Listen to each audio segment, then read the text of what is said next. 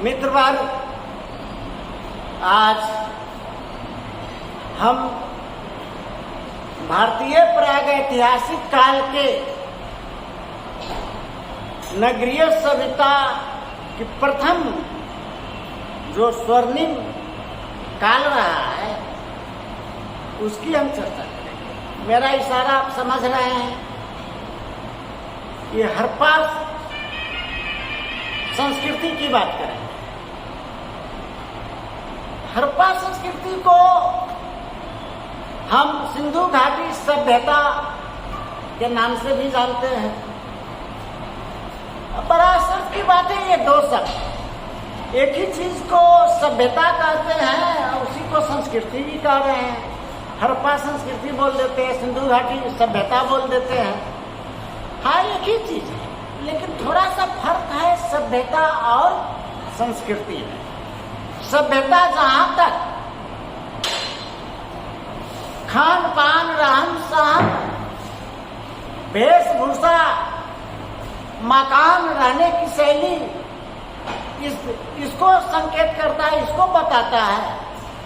वहीं संस्कृति का अंतःप्रसूत मूल्य है, वह हमारी शिक्षा, योग्यता, हमारी ईमान, नैतिक मूल्य, सदाचार में जितने सद्गुण हैं उधर भी इशारा करते हैं।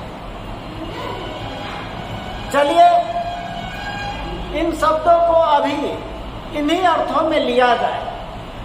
सभ्यता और संस्कृति हम आंतरिक मूल्य और बाह्य मूल्य, ये दोनों को मिला जुला के देखेंगे। सवाल उठता है कि हड़प्पा संस्कृति और सिंधु घाटी सभ्यता बात बराबर है। ये सभी सभ्यता सिंधु नदी और उनकी सहायक नदियों के आसपास ही विकसित हुई थी, इसलिए इसका नाम सिंधु सभ्यता भी कहते हैं, सिंधु घाटी सभ्यता भी बोलते हैं और हड़प्पा भी बोलते हैं। दोनों में कंफ्यूज होने की जरूरत नहीं है। सवाल उठता है कि इस सभ्यता का विकास कब हुआ। विद्वानों में, इतिहासकारों में मतांतर है।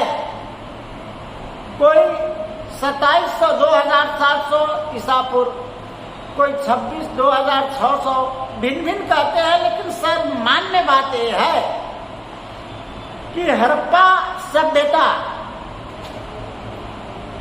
25 2500 ईसा पूर्व से 1750 1450 ईसा पूर्व तक रही है। इसी चीज का हम आज चर्चा करेंगे। सवाल उठता है कि ये बात कहां से आई। हाँ, ये घटना घटी 1920 के आसपास। पंजाब में रेलवे लाइन बिछाना था। इसी क्रम में हल्की फुल्की खुदाई में कुछ भवन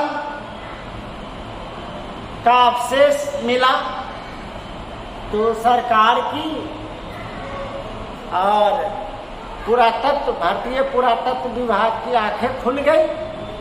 सभी चौकन्ना हो गए और इस चीज को सीरियसली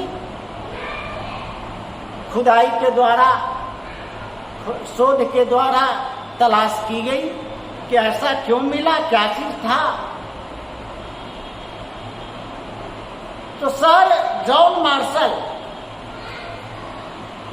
एक ब्रिटिश विद्वान और उस वक्त 1921 में भारतीय पुरातत्व विभाग के अध्यक्ष थे।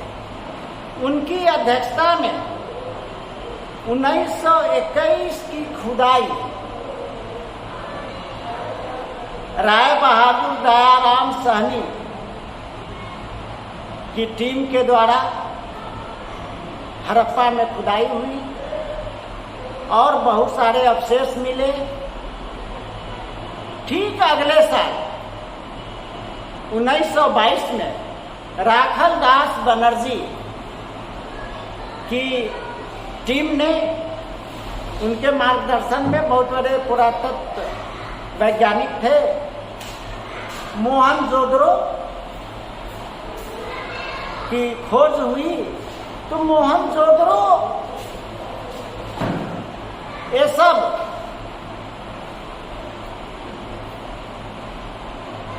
अखंड भारत के सिंध प्रांत और पंजाब प्रांत, बहुत हिस्सा भारत में अभी वर्तमान में भारत में भी है, पंजाब पाकिस्तान में भी है, सिंध पाकिस्तान में है। वहां से लेकर गुजरात, राजस्थान और पश्चिमी उत्तर प्रदेश तक यह इस सभ्यता का विस्तार दिखता है। और यदि नक्शे पर उसको या अपने हम दिमाग में लाएं तो लग रहा है कि एक त्रिभुज की आकार बन रही है, पश्चिम की ओर, पश्चिमोत्तर की ओर ज्यादा, और भारत में घुसते घुसते पश्चिमी उत्तर प्रदेश में आते आते पतली हो गई। यही इसका क्षेत्र है। मोहनजोदड़ो का शाब्दिक अर्थ होता है मृतकों का टीला। वहां खुदाई के दौरान बहुत सारे मानव कंकाल मिला। हाँ, महल, बाउंड्री, चार दीवारी, स्नानागार, ये सारे बहुत सारे सबूत मिले, लेकिन लाश की भी भरमार थी। इसलिए उस जगह का नाम मोहनजोदड़ो रखा गया, मृतकों का टीला। अब सवाल उठता है कि यह सभ्यता संस्कृति जो मूल निवासी थे, जो आदि मानव थे, जो यहाँ के एकीकृत भारत के लोगों ने अभी नवपाषाण से निकला अचानक कैसे शहरी सभ्यता को विकसित कर दिया, एक आश्चर्य की बात है। मैं इस क्रम में दोहराना चाहता हूं कि वहां खुदाई के दौरान बहुत बड़े बड़े इलाके में बाउंड्री मिला, और उस बाउंड्री चार दीवारी के अंदर भिन्न भिन्न तरह के मकान, पक्की ईंट का, ईंट ऐसी ईंट जो आज तक देखने की चीज है, देखने लायक है। अभी जो हम ईंट का प्रयोग करते हैं, इस ईंट के लगभग 2 गुनी लंबाई, चौड़ाई और मोटाई होती थी, लगभग 2 गुनी। वह ईंट आज भी सुरक्षित है।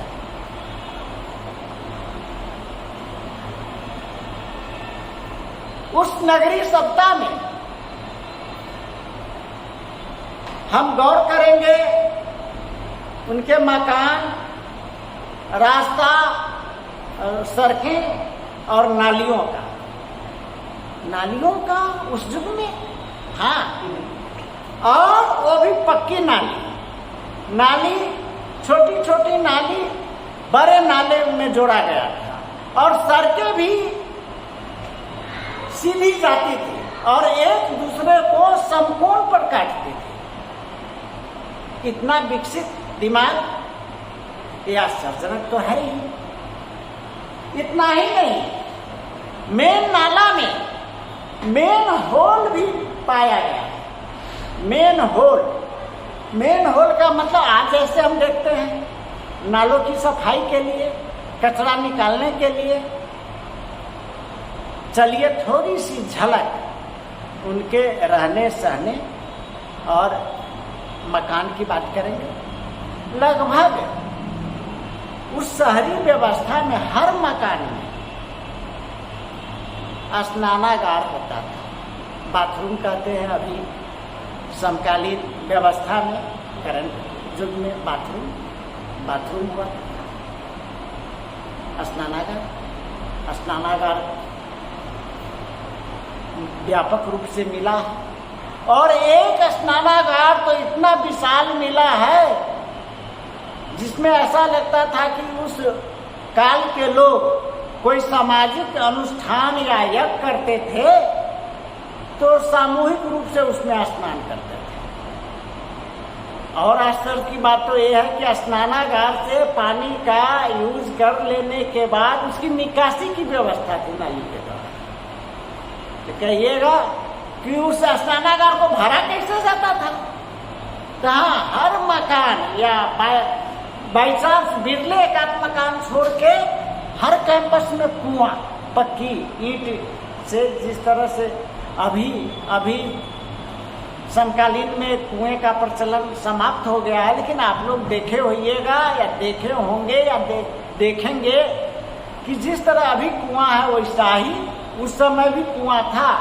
कुएं से पानी निकाल कर स्नानागार को भरा जाता था।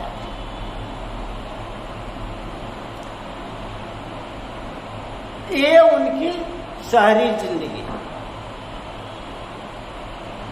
बाउंड्री जो था वह बहुत बड़े क्षेत्र को चारों ओर से घेर कर और उसके बीच में लोग रहते थे मकान बनाकर। एक और आश्चर्य की बात है, जो बड़ा स्नानागार मिला है उस स्नानागार में उतरने के लिए या चढ़ने के लिए सीढ़ियां बनी थी। आप आश्चर्य कीजिएगा, सीढ़ियां बनी थी तो ईंट था, तो सीमेंट कहां से आया? कैसे वो पक्का काम होता था? अरे भाई मकान 2 मंजिले थे, आप आश्चर्य करेंगे कि 2 मंजिला कैसे? सीमेंट का आविष्कार, पोर्टलैंड सीमेंट का आविष्कार तो 3 शताब्दी पहले हुई है। तो सीमेंट कहाँ था जो होता था? हाँ, पक्का होता था। आज भी आप देखे होंगे गांव देहात में पक्का मकान, 2 तल्ला मकान, उसमें प्रयोग क्या होता था? सीमेंट नहीं है, पक्का मकान है। मीठा गुड़, चूना, खड़िया, ये सब मिला के मालिश करके उसका मसाला गाढ़ा बनाया जाता था और पक्का हो जाता था। उसी तरह से उन लोगों के पास ऐसी तकनीकी थी जो ऐसा काम पक्का करते थे और उनका पक्का मकान था। 2 मंजिले मकान का भी साक्ष्य मिला है। अब थोड़ी सी इसके विस्तार की ओर हम नजर ले जाना चाहते हैं, आप लोग का ध्यान। कहिएगा कि उस युग में जो भी थी वो नगरीय सभ्यता थी? नहीं, ऐसी बात नहीं। हाँ, कालीबंगा, लोथल, मोहनजोदड़ो, हड़प्पा, सुतकोटदा, ये सब बड़े बड़े शहर थे और ग्रामीण गांव भी था। गांव से लोग शहर में जाते थे, जैसे आज भी हम देख रहे हैं, वैसे उस युग में भी था। तो जब आप वहां जाएंगे, देखेंगे जिन क्षेत्रों की चर्चा है, तो आपको ये लगेगा कि कुछ तो ऊंचे जगह पर 4 दीवारी बना के लोग बसे थे। हाँ, उसमें योद्धा और शिक्षक लोग रहते थे और फिर शहरी व्यवस्था थी नीची जमीन पर, वो भी बाउंड्री किया हुआ। उसमें व्यवसायिक और मजदूर लोग रहते थे और कुछ मजदूर और व्यवसायी गांव से भी आना जाना था। ग्रामीण सभ्यता थी, मेहरगढ़, राखीगढ़, ये सब जो है वो गांव था। लेकिन मैं कालीबंगा, लोथल, मोहनजोदड़ो, हड़प्पा, चन्नूदरो, सुतकोटचा, ये सब जो नाम लिया है लोग, ये सब शहर है। अब हम इनकी सामाजिक संरचना को देखेंगे। इस सभ्यता संस्कृति में कोई जातिवादी व्यवस्था नहीं थी। कर्म के शारीरिक क्षमता, योग्यता और कर्म के आधार पर सामाजिक संरचना में 4 वर्ग थे जो जन्मजात नहीं थे। जन्मजात तो हमने उत्तर वैदिक काल में क्या से क्या कर दिए। ऋग्वैदिक काल या पूर्व वैदिक काल में भी ऐसी बात नहीं थी। तो शारीरिक क्षमता, योग्यता के आधार पर वर्ग, लेकिन हम कहां से कहां गिर गए उस समय सामाजिक संरचना में। आप देख रहे हैं, बस शिक्षक जो पढ़ाने लिखाने ये सब जो काम करते थे, योद्धा जो निश्चित अपने इलाके की रक्षा करते थे, इसके बाद व्यवसायी वर्ग, व्यवसाय होता था, और मजदूर, ये 4 ही वर्ग थे। हमारी सामाजिक संरचना में ये 4 है। धर्म तो मूलतः ये लोग प्रकृति की पूजा करते थे, और वहीं से धर्म का विकास हुआ है। उसको हम प्रिमिटिव रिलीजन भी कहते हैं। कोई देवी देवता ऐसी कोई बात नहीं थी। आज हम भिन्न भिन्न देवी देवता का नामकरण कर दिए हैं। ये सब उत्तर वैदिक काल या उसके बाद की बात है।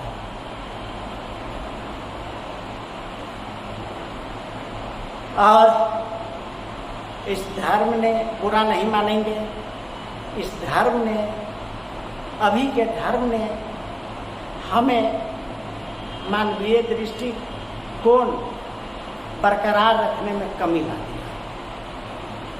धार्मिक उष्णता ने हमें से मानवता का हरण किया है। ये मैं इत्मीनान से कहता हूँ, कहूँगा। अब हम ध्यान देंगे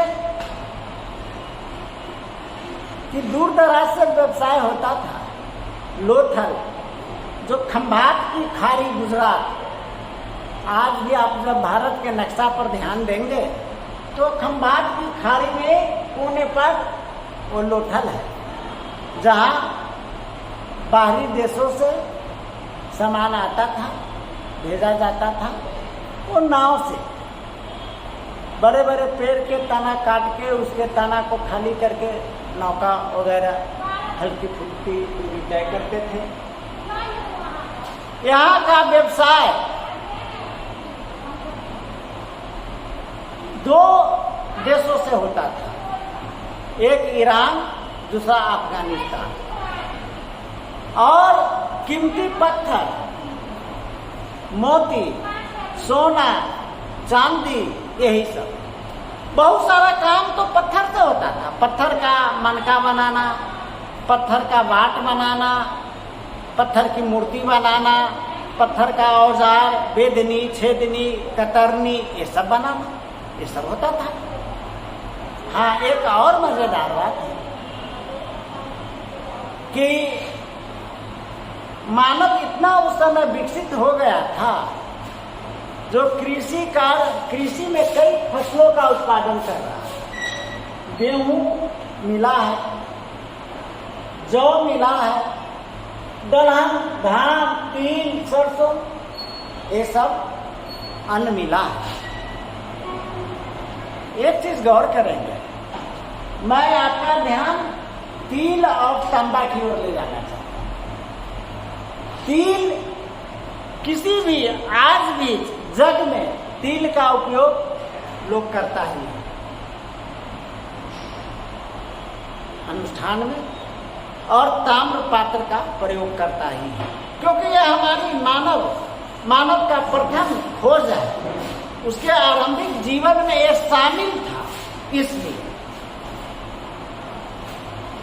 इंद्रनगर सभ्यता में सूती कपड़े का अवशेष मिला, कपास की खेती होती थी, सूत काटा जाता था तकली से। तकली कैसे बनाता था? ये मिट्टी को सिक्के की तरह गोला करके और उस पर एक केमिकल लगाकर, डंडा लगाकर उसमें कांटेदार सूत काटना और उससे कपड़े का बुनाई करना, यह काम चलता था। इसी क्रम में आपको बता दूं, पिछले वीडियो में हमने आग के आविष्कार की बात, पहिया चाक की बात कर दी, बर्तन पकाना, वो भी। इस युग में लोग इस नगरी सभ्यता में और आगे बढ़ गए। वो पके हुए मिट्टी के बर्तन पर नक्काशी करते थे और काले रंग से पेंट भी करते थे मृण भांड में, जो बहुत सोफियाना, बहुत सुंदर, गजब की कलाकारी, पच्चीकारी वो लोग करते थे। और उस युग में भी कलाकार, वैज्ञानिक कहने का मतलब उस समय जो संसाधन था उसका शोध करने वाला वैज्ञानिक, ये लोग कारीगर लोग, इन लोगों को कारीगर कहते थे। और कारीगर भी को भी इसी श्रेणी में रखा गया था, इसी श्रेणी में रखा गया। हमें याद आता है महान आंचलिक कथाकार फणीश्वर नाथ रेणु का शीर्षण, बेचारे शीर्षण की याद आ गई। कहाँ मैं इतिहास की बात कर रहा हूँ, साहित्य में थोड़ा सा टपक गया, कोई बात नहीं। शीर्षण अपने को कलाकार मानता था, लोग वो नहीं, कामचोर, ठेस, कामचोर, आलसी, नकारा, गवार, ये समझता था। तो कलाकार और वैज्ञानिक मजदूर इस श्रेणी में थे। चलिए उस बात को हटाइए। अब हम चर्चा करेंगे कि कालीबंगा में, उस शहर में चूड़ियां ये सब मिला है। चूड़ी शंख का, पत्थर का तराश कर इस सब का बनता है, कांच का नहीं, लाह का नहीं। हाँ, तांबे और कांसा, टीन और तांबा को मिला के कांसा। और मेटलर्जी की बात हमने पाषाण, इससे पहले वाली वीडियो में मैं कर चुका हूं। इस समय तो धातु कर्म, मेटलर्जी और विकसित कर गया और किस्म किस्म का बर्तन बनाना और इन धातु से जेवर बनाना, ये सब होता था। यहाँ तक वह शहरी विकसित सभ्यता विकसित थी। अब हम चर्चा करेंगे कि अनाज, आज एफसीआई गोदाम है, एफसीआई गोदाम देख रहे हैं, गोदाम बनाने के लिए मारामारी चल रही है। पानीपत में जमीन खरीदा जाता है, स्पेशल रेलवे लाइन बिछा दी जाती है, ये मित्रों मित्रानी ये सब चल रहा है। खैर हटाइए। धान्य कोठार था, लोथल, मोहनजोदड़ो, हड़प्पा, अन्नागार, धान्य कोठार मिला है, स्टोरेज होता था। और वह शहर के लिए जितनी बड़ी बाउंड्री है उस सब के लिए सामूहिक धान्य कोठार, सामूहिकता कूट कूट के भरी थी। लेकिन आज के जो धान्य कोठार बन रहे हैं उसमें सामूहिकता की बात नहीं है। हो सकता है आप ये नहीं सोचे कि सर शायद कटाक्ष कर रहे हैं, नहीं, मैं कटाक्ष आज की व्यवस्था पर नहीं कर रहा हूँ, लेकिन मैं ये इशारा जरूर कर रहा हूँ कि वो लोग कितने उदार चरित्र के थे और उदार विचार, उन्नत विचार के थे कि सब का रखेंगे, सब उपभोग करेंगे। आज तो हम रखेंगे अकेले और पैकेट में सील बंद करके बेचेंगे।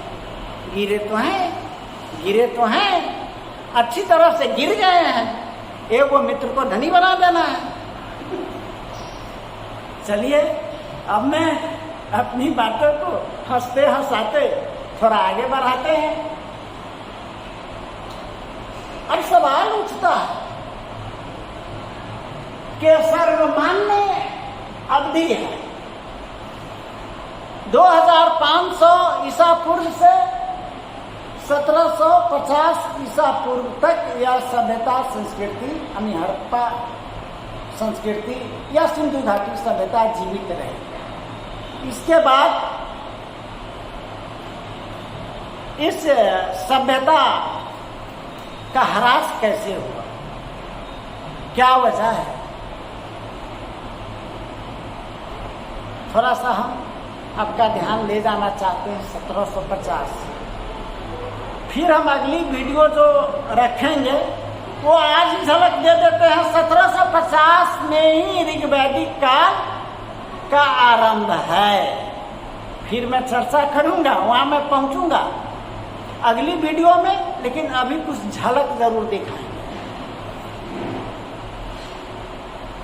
विद्वानों का, इतिहासकारों में मतभिन्नता है कि इस हड़प्पा संस्कृति का विनाश भूकंप के द्वारा, मौसम परिवर्तन के द्वारा या नदी के बाढ़ में बह जाने, बर्बाद हो जाने के बाद, कुछ लोग तो ये भी कह देते हैं कि एक सभ्यता जहाँ जल स्रोत था सूख गया, इसलिए भी विनाश हो गया।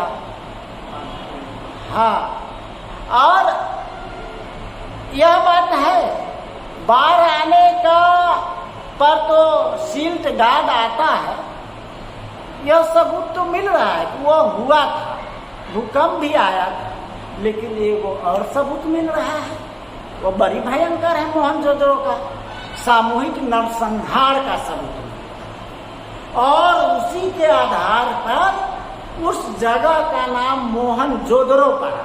मोहनजोदड़ो मृतकों का टीला। ये मास लेवल पर लोग कैसे मरे, कौन मार दिया, क्या हो गया, ये बात है, खत्म हुआ है 1750 में। लेकिन यूरेशिया या पश्चिम एशिया, यूरोप तरफ से यूरेशियन जो आए, जिनको हम आर्य कहते हैं, अभी तक मैंने घोड़ा की चर्चा नहीं की, घोड़ा नहीं है, आर्य ही लाया तो घोड़ा लाया।